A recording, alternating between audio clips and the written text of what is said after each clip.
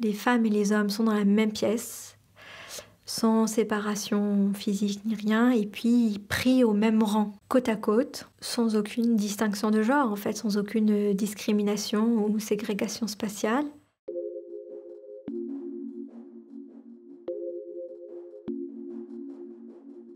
Pour la première fois cet automne à Paris, des musulmans hommes et femmes ont prié côte à côte, alignés sur les mêmes tapis.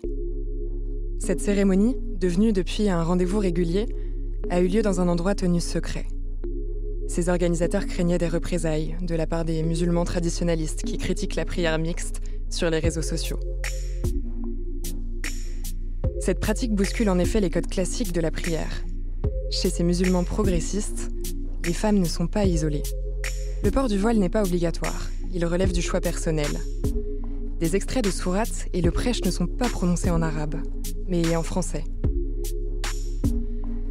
Hanifa a 27 ans, elle est étudiante. Pendant longtemps, entre l'Algérie et la France, d'une mosquée à une autre, elle a cherché sa place. Cette année, elle a découvert la pratique de cette prière mixte à Paris. Elle nous raconte le cheminement qui l'a conduit jusque-là. Christophe Héningue est journaliste au quotidien La Croix. Il a recueilli les paroles d'Hanifa, elle qui essaye de faire coexister sa foi et son engagement féministe. Place des religions, le podcast qui vous parle de l'actualité des religions dans la société. Dans Ainsi soit-elle, la première série de ce podcast, des femmes croyantes et engagées racontent comment elles vivent leur foi dans notre monde contemporain.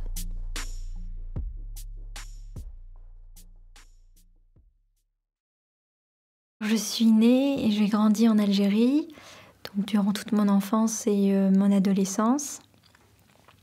Donc mon entourage était à majorité musulmane et arabophone. Et puis mes parents ont décidé de venir en France pour nos études. Quand j'étais en Algérie, on avait, dans le cadre de l'école, du programme scolaire, un cours d'éducation musulmane, on dirait. Comme éducation civique ou cours de géographie. 3 fois par semaine, on avait cours d'éducation musulmane. Tout le monde, ça c'est la norme. Pour moi, c'était normal d'être musulman. Et puis, j'étais bien avec mon Dieu, que je percevais d'une certaine manière à l'époque. Et donc, et dans ces cours-là, donc on étudiait un peu le Coran, on étudiait les traditions prophétiques, etc. Et en fait, il y avait beaucoup de paroles de si vous faites pas ça, si on fait pas la prière, on va en enfer, ou des choses comme ça. Enfin, c'est un peu dur ce que je dis, mais il y a beaucoup la question de l'enfer, du paradis, c'est très binaire. Et puis il y a beaucoup de sanctions, beaucoup de châtiments. Donc j'avais quand même un rapport, maintenant je le dis, j'avais comme un peu peur de Dieu. Et j'avais pas un rapport très critique, vraiment parce que j'étais jeune, donc je ne me posais pas beaucoup de questions. Je voyais des choses qui m'interpellaient parce que les femmes allaient moins souvent que les hommes à la mosquée, mais je n'étais pas très sensible à la question féminine et la place de la femme dans la religion. Quand je suis arrivée en France, que j'ai vu toute cette mixité, cette diversité dans la création divine, parce que tout ça, c'est des êtres de Dieu, et que j'ai vu cette diversité, j'ai, dans un premier temps, eu une grande période, pendant 1 an, voire 2 ans, de questionnement. Je me disais pourquoi je suis musulmane et pas autre chose. Puis j'ai eu la chance de rencontrer une femme d'origine égyptienne, dont le père était un imam à Al-Azhar, au Caire, donc la grande université sunnite. Elle avait un tout autre rapport à Dieu, parce qu'elle ne parlait de Dieu qu'avec amour. Elle lisait de la poésie mystique musulmane, où il était question d'amour divin, il était question d'unicité avec Dieu. Et donc je découvre tout un autre pan de la littérature musulmane que je ne connaissais pas, tout un autre pan en fait de la vie en fait. Et c'est elle qui m'a aidée à reconstruire mon islam, à refonder ma foi même, parce que j'ai repensé mon rapport à Dieu. Et donc c'est quand je suis arrivée en France que j'ai fait l'expérience de l'altérité,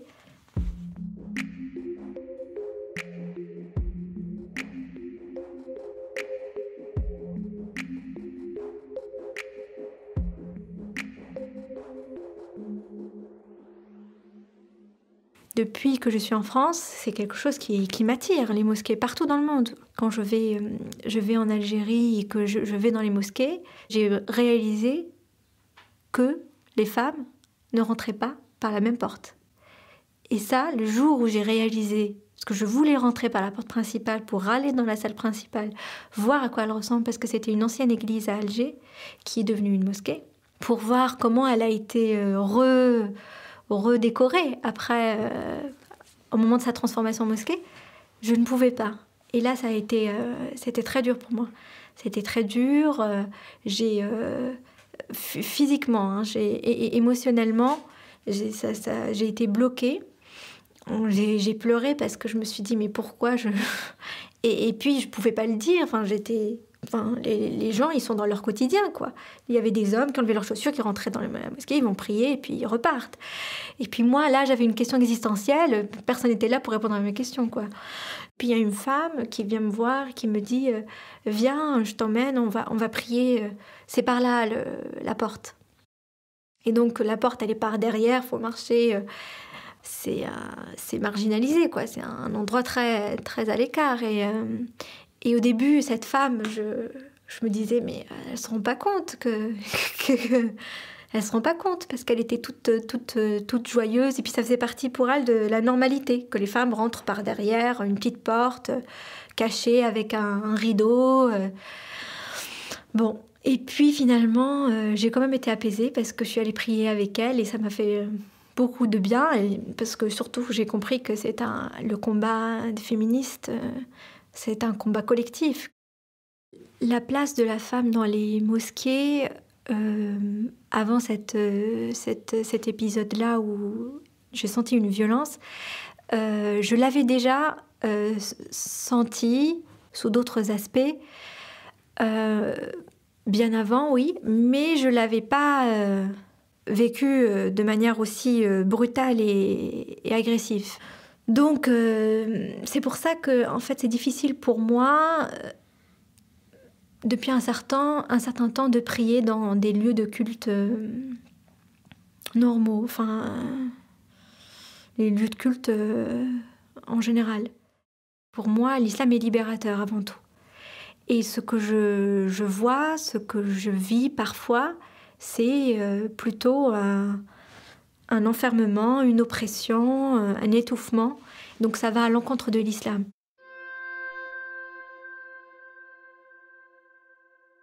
Tout est un, la vague et la perle, la mer et la pierre. Rien de ce qui existe en ce monde n'est en dehors de toi. Cherche bien en toi-même ce que tu veux être, puisque tu es tout. L'histoire entière du monde sommeille en chacun de nous. Alors je découvre en France aussi que la prière elle est multiple. Il y a quelques années, grâce à d'autres branches de l'islam, grâce au soufisme notamment, le prophète dit que la prière est la monture céleste du croyant, au sens de la monture du cheval, vous voyez, elle vous permet de vous élever. Il y a le récit du prophète qui un soir a été visité par l'ange Gabriel qui lui propose d'aller rendre visite à Dieu. Et donc il monte sur un cheval ailé, El-Bourak. Et donc ce voyage-là, de Jérusalem jusqu'au 7e ciel, c'est El-Miraj en fait, c'est l'ascension céleste. Et ce récit-là a été raconté par beaucoup de grands savants, Avicenne, Averroès. Chacun l'interprète comme... parce qu'il est beau, il est riche de symboles, d'images. Il y a beaucoup de peintures iraniennes et de miniatures iraniennes sur ce grand voyage. Et donc la prière, c'est l'ascension céleste du croyant. Et je veux en faire une pratique qui ressemble à cette ascension, qui n'est pas brimé, gêné par des normes et donc je rencontre des personnes qui étaient sur le même cheminement que moi et puis je découvre qu'il y a des lieux qui se dessinent où une prière mixte est possible et donc c'est un nouveau souffle. Ça c'était l'année dernière lorsque ça a été diffusé en France que qu'on a annoncé qu'il va y avoir des mosquées mixtes et libérales. Et donc pour moi, c'était un grande ouverture. À partir de là, je me permets de commencer à faire la prière avec mon compagnon, en menant la prière moi-même. Et puis ensuite, j'ai participé aux prières mixtes qui a eu lieu à Paris, qui ont été d'une légèreté tellement naturelle et puis évidente, en fait, comme si ça aurait dû toujours être comme ça. Bismillahirrahmanirrahim. Alhamdulillahi rabbil alamin. Arrahmanirrahim. Maliki yawmiddin. Iyyaka na'budu wa iyyaka nasta'in. Ihdina as-sirata al-mustaqim. Sirata alladhina an'amta alayhim. Ghayril maghdubi alayhim. Wala dhalin. Amin. Sadaqallahu al-azim. Les femmes et les hommes sont dans la même pièce, sans séparation physique ni rien, et puis pris au même rang, côte à côte, sans aucune distinction de genre, en fait, sans aucune discrimination ou ségrégation spatiale. Je me sentais légère à ce moment-là, parce qu'il m'est arrivé quand j'ai prié la dernière fois où j'ai senti la violence de cette discrimination. Ma prière était lourde et puis j'étais en colère. J'étais en colère d'être à cette place qui n'était pas ma place. Donc là, ça m'a fait du bien de vivre un moment de prière collective libérée. J'étais très contente de vivre ça. Alors, cette prière mixte, il faut rappeler qu'elle existe même aujourd'hui à la Mecque, que hommes et femmes prient côte à côte à la Mecque dans le cadre du pèlerinage. Elle était la réalité de l'islam du 7e siècle, au moment de la révélation de l'islam et du Coran. Et au fil du temps, cette réalité a été oubliée et remplacée par une autre réalité patriarcale et misogyne. Et je pense que, oui, ça serait un rêve que cette prière soit la norme. Je pense qu'il faut encore pas mal de temps et de lumière et de connaissances pour en arriver là.